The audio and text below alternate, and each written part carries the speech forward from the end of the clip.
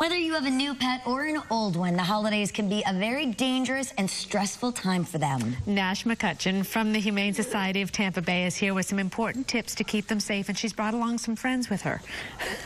Nash, a lot of friends. Yes. Let's talk about these dogs, first of all. They're all up for adoption? They are all available for adoption. Yes, ma'am. And they are all wonderful, and they range in ages from? Our youngest is 7 months, Wiz over there with Lindsay. And don't be scared by his name. No, that means Wiz. He's smart. That's right, he's a whiz. And I'm holding Tiny, that right? Is Tiny, and she's 7. She's our oldest. Oh, baby girl, you need to have a very home. Sweet. And that's Milo down there? Milo, he's a year-old. He's a shepherd mix and just a great dog. He'd be a wonderful running partner for someone. And Otis does the plie. Otis is a little retriever basset mix. He's also a year-old, and he's just a precious little sweetheart. What a darling. And this is Stella, a 4-year-old Jack Russell mix. Oh, my gosh, they're all wonderful. Yes. Now, Nash, let's talk about keeping our pets safe, because some people will be bringing animals into their home this time of year. Some people have pets like we do, all of us.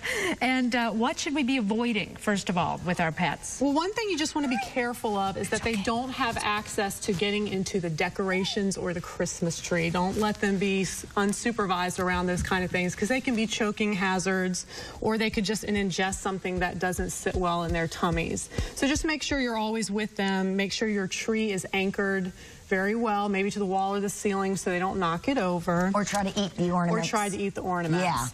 Yeah. Another thing is it's okay to give your pet some Christmas treats. Just avoid the high fatty foods. If you want to give them a little turkey, a little sweet potato mixed in with their regular food, that's okay. But don't feed them too much, because their systems just aren't created to handle all that high fat. And clearly avoid chocolate. That's just no chocolate. Given. A lot of people get boxes of chocolate and they just leave them out. And make sure they are up high so that your dogs cannot get those, because that can be toxic to dogs. Now, we've all heard about poinsettias. Yes. And really, how dangerous are they?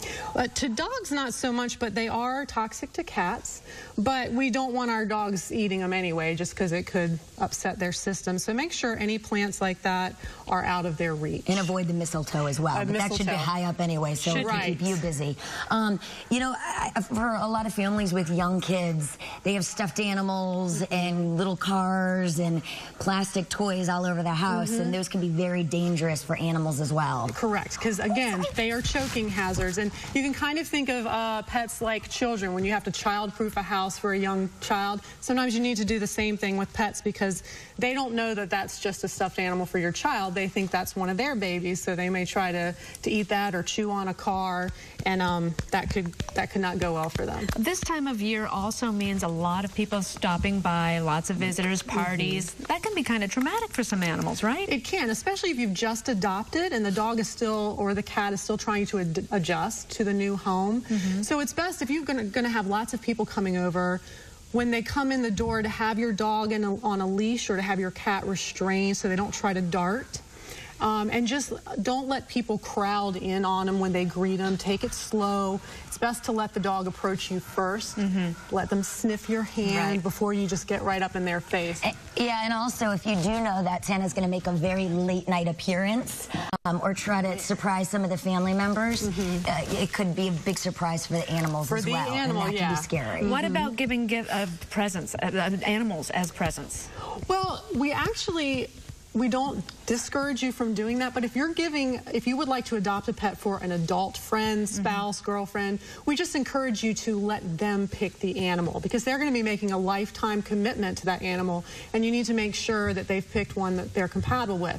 So what we suggest is you can come to our shelter and purchase a gift certificate to cover the cost of the adoption, and then we can put together a nice gift basket of leashes, treats, toys, that you can put under the tree so they have something fun to open. That's great. And then we'll be open at noon on December 26th, so then you guys can head out to the shelter and pick out your new best friend. Well, we have stills to show you now of all these doggies, and to tell you a little bit more about them, and that they're up for adoption, and they are looking for their forever homes, and they are wonderful dogs. Look how great they've been. They're better than most guests.